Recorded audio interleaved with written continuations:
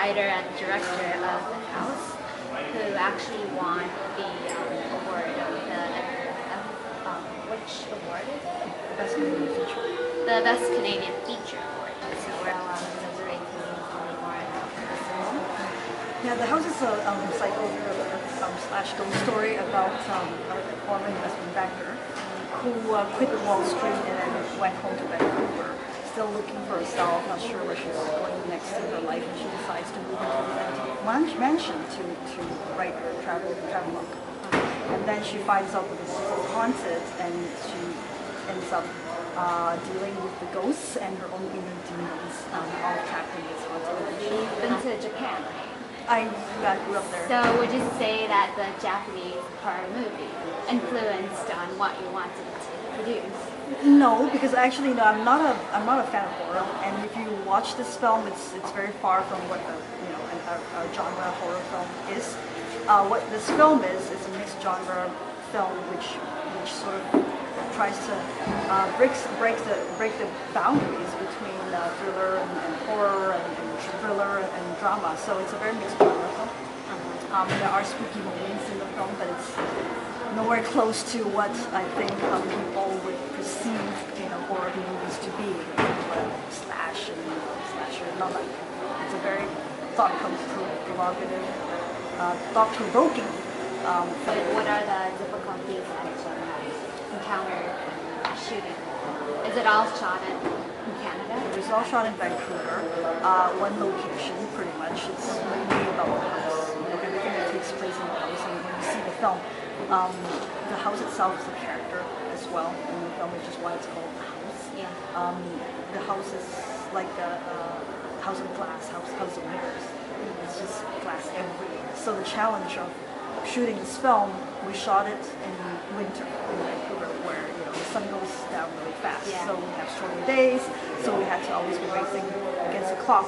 And also the challenge of reflection, on the mirrors and glass, because it's all over the place.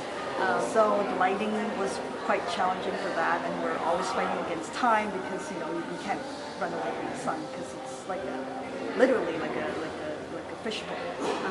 Everywhere you look is glass. Yeah. It's a very, very unique location. How did you overcome that challenge? Work really fast.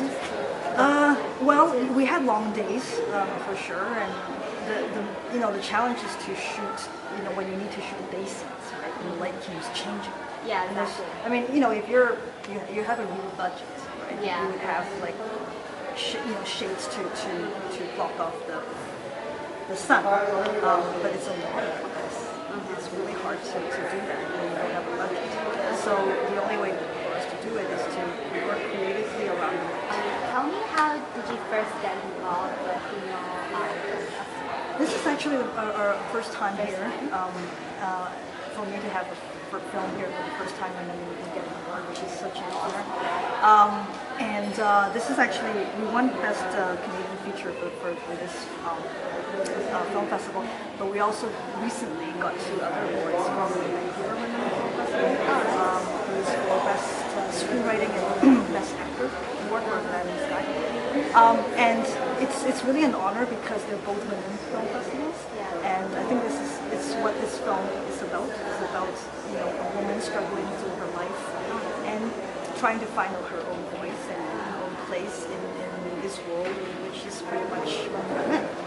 Right? And a lot of her challenges come from that, come from needing to be acknowledged, and her notion of success is defined by society.